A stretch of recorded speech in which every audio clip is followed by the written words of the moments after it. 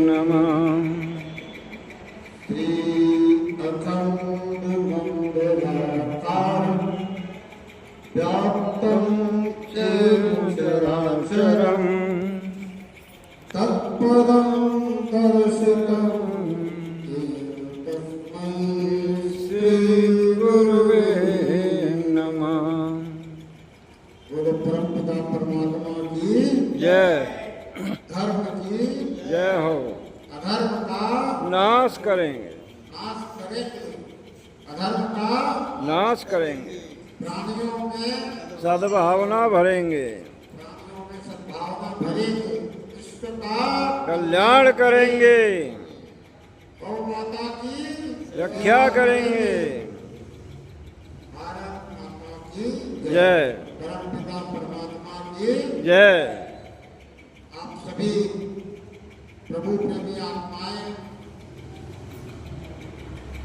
निरंतर प्रभु के ध्यान में रहने का हम सभी का प्रयास, पर निरंतर प्रभु के ध्यान में नहीं रह पाना, इसके लिए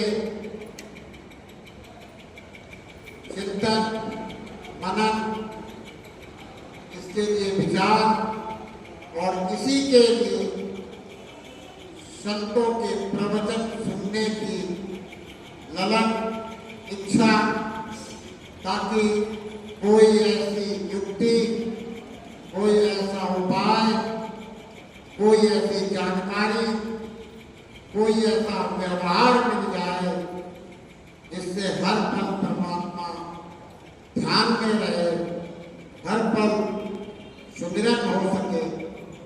तो इसके लिए संत कबीर जी कहते हैं कि सुमिरन की सुध यूं करो ज्यों गागर पनिहार। सुमिरन की सुध यूं करो ज्यों गागर पनिहार। गौले गौले सूरत में कहत कबीर विचार। तो सुमिरन की सुध ऐसे करनी चाहिए जैसे वो मातृशक्ति जब पानी भरने के लिए जा रही है तो 4 घड़े सर पे रखे हुए, एक घड़ा कमर में है, एक हाथ खाली है, उससे घड़ों को पकड़ में नहीं रखा है, और आपस में कई मातृशक्तियां यानी कई सहेलियां पानी भरने के लिए जा रही है। पहले समय ऐसा ही था, कबीर जी के समय में नल में पानी नहीं आता था, पानी लेने के लिए नदी में जाना पड़ता था। कुएं भी उस समय नहीं थे, कुएं भी उसके बाद हुए। पानी लेने के लिए कहाँ जाना पड़ता था? नदी पे। और नदी का रास्ता कैसा होता था? उबड़ खाबड़। क्यों?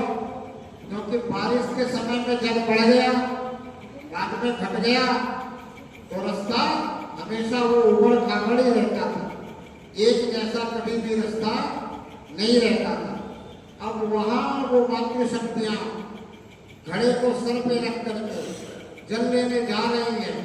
रास्ते को भी ध्यान में रखना है, रास्ता भी देख करके चलना है, और साथ में जो मातृशक्तियां जा रही हैं उनसे बातचीत भी उनकी होती रहती है।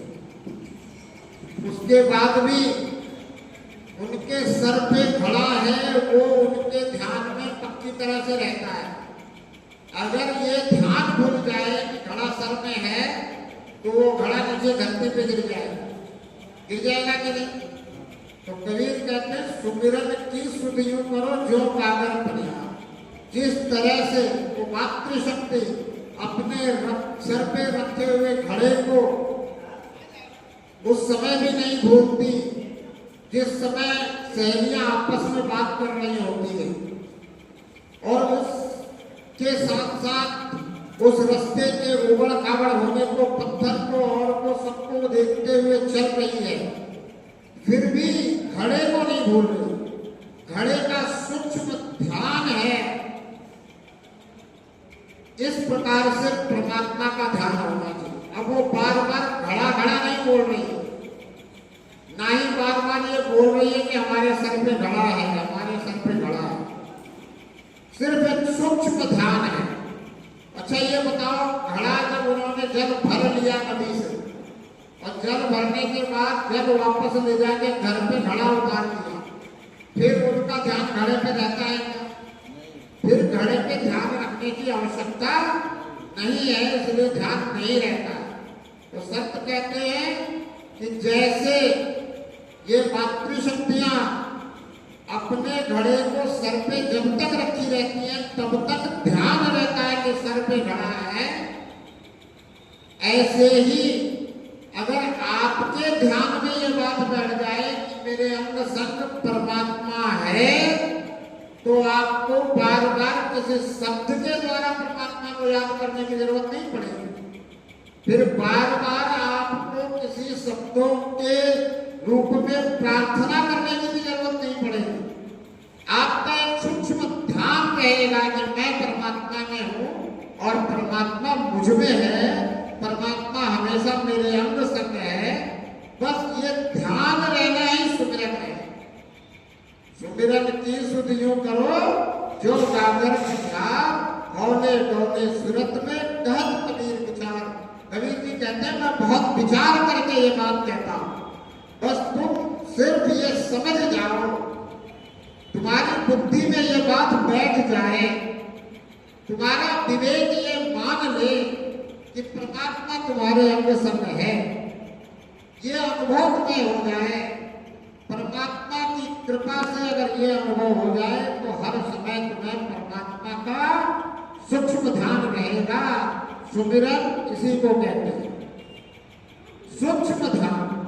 अब अगर आपके बात बैठी नहीं बुद्धि में, विवेक में, मन में, ध्यान में, चित्त में कि परमात्मा मेरे अंग संग है, तो फिर आपको बार बार ध्यान करने की जरूरत पड़ती है।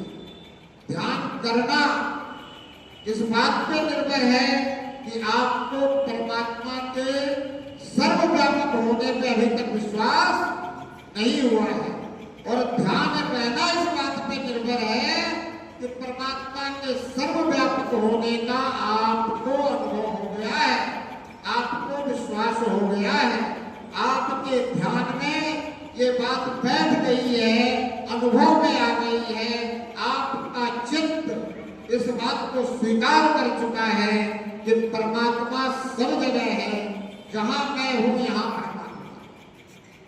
एक संत हुए महाराष्ट्र ज्ञानेश्वर मावली, आप लोगों ने नाम सुना भी होगा।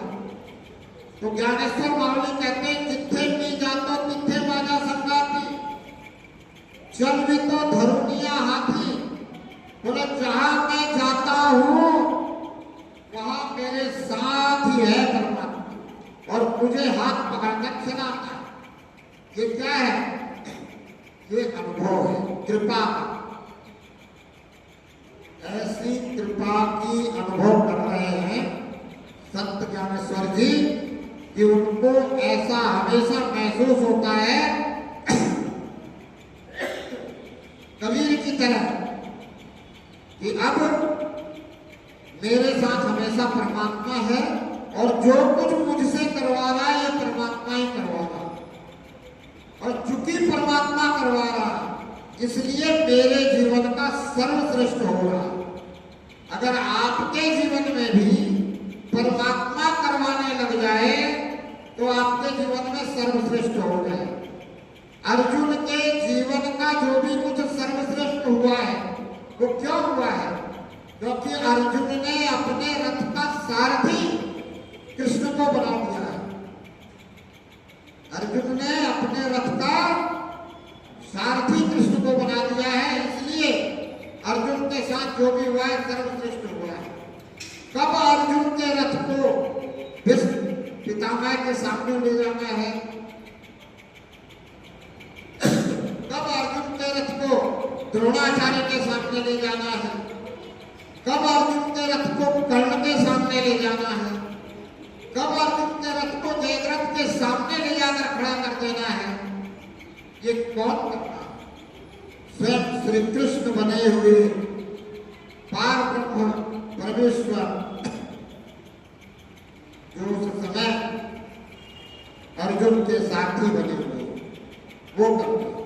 अब ये हमारा शरीर, ये शरीर भी 10 इंद्रियों का रथ है। इसको क्या कहा गया? 10 रथ। ये जो शरीर है ये 10 इंद्रियों का रथ है। ये 10 इंद्रियां इसके घोड़े हैं। और मन क्या है? लगाम है। संतों ने कहा कि इस 10 इंद्रियों वाले रथ को मन रूपी लगाम के साथ अगर आपने परमात्मा को पकड़ा दिया तो इस शरीर रूपी रथ का सारथी अगर परमात्मा को बना दिया आपने और परमात्मा सारथी बन गया तो फिर इस शरीर से जो भी कुछ होगा वो सर्वश्रेष्ठ होगा और दुनिया को सर्वश्रेष्ठ होता हुआ दिखाई देगा। और आप बन जाओगे महारथी, आप हो जाओगे दृष्टा। अब अर्जुन क्या है? दृष्टा। अर्जुन सिर्फ निमित्त मात्र है। अर्जुन सिर्फ माध्यम मात्र है। जब इशारा हो रहा है उस समय अर्जुन को सिर्फ क्रिया करनी है। अर्जुन को चिंतन नहीं करना है कि द्रोणाचार्य को कैसे मारना है, भीष्म पितामह से कैसे पार पाना है, कर्ण से कैसे पार पाना है, जयद्रथ से कैसे पार पाना है, कोई चिंता नहीं करना।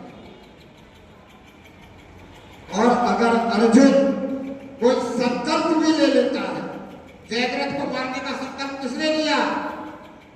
अर्जुन ने लिया। श्री कृष्ण ने तो दिलवाया नहीं संकल्प।